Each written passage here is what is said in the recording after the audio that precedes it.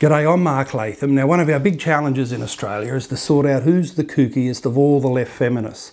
And you know, it's a Melbourne Cup field. You've got Clementine Ford, Van Badham, Jacqueline Maley, the list goes on and on. How do we sort out the biggest nutter of the lot among the left feminists? Well, I want to thank one of them, Jane Caro. She's the godmother of left feminism. Here she is.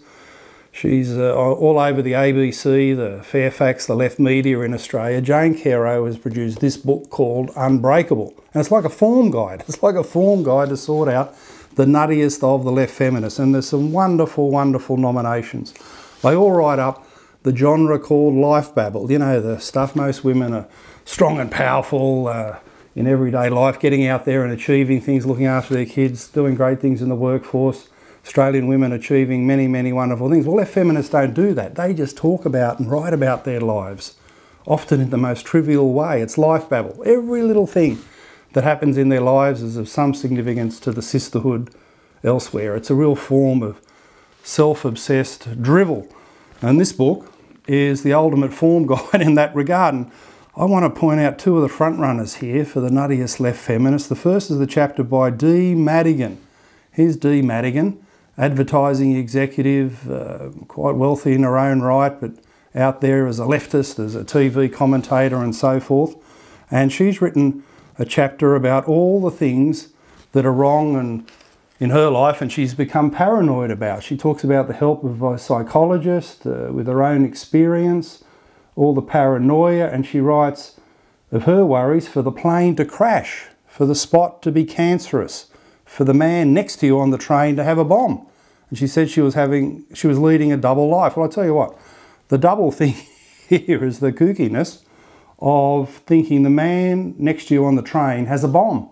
And how much would you have to hate men to write that? It's not the woman next to you on the train with the bomb. It's got to be a man with the bomb. Well, Dee Madigan, as she's known, Dee Madigan, I've got to let you know the man on the train hasn't got a bomb. Don't be paranoid about men. We're all very nice, all very civilised on public transport.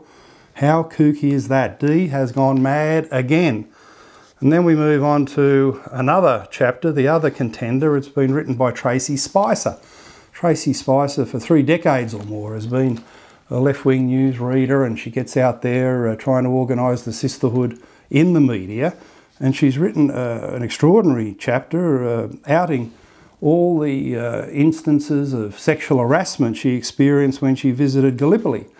Anzac, an Australian legend, she visited Gallipoli in 1995 and went back into town to visit a Turkish bath with a masseur. She was in the company of her boyfriend, Jason, who I think now is her husband. So they're obviously very close. They're on the benches next to each other, and she writes as follows, that the masseur was getting a bit too physical, a bit too touchy in the wrong places. Stroking upwards, he brushes the gusset of my underpants. Soon, it's clear this is no accident.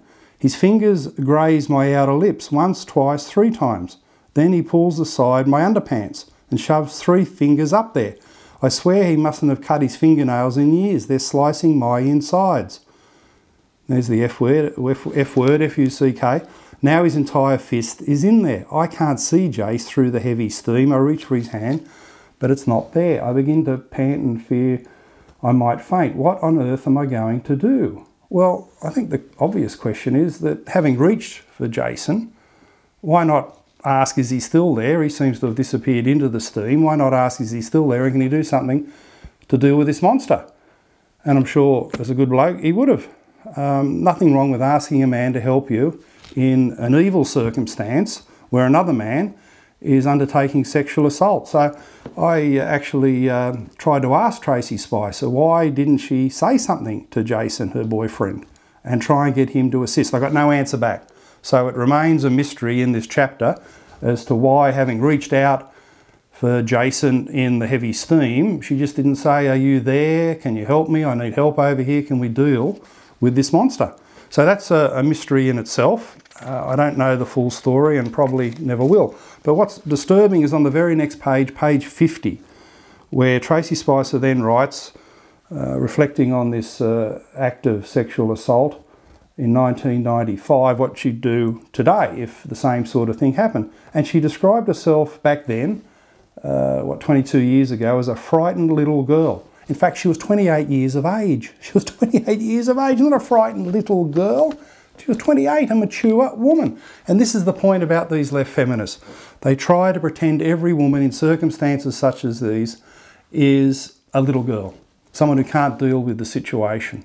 And this is disempowering of women, because there are ways, and I suggested one earlier where she could have dealt with the monster and avoided the evil of what was happening, but positioning women as frightened little girls disempowers them in all parts of society, not just here in the Turkish bath, in the workplace, in communities, in schools, in family life. It's disempowering to be talking down to women as little girls. So this is just plain wrong. The truth of it is Australian women are getting on with the job, skilled, getting into the workforce, getting good jobs. We've now got in Australia more female doctor, GPs, lawyers, teachers, public servants, federal public servants than men.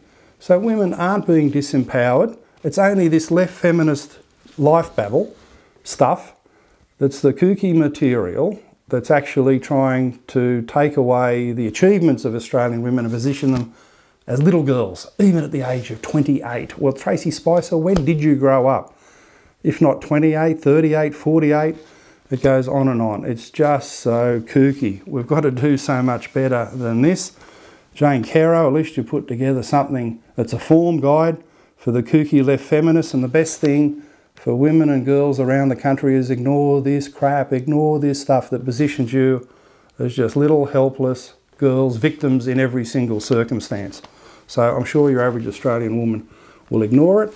It's out there in the public record, out there in the public arena. I thought it was worth having a look at in the context of how crazy some of these people have become. I'm Mark Latham for Rebel Australia, and you have a good day. If you like this video, then subscribe to Rebel Australia, go to our website, marklathamsoutsiders.com, sign up and share all the information on Facebook and Twitter.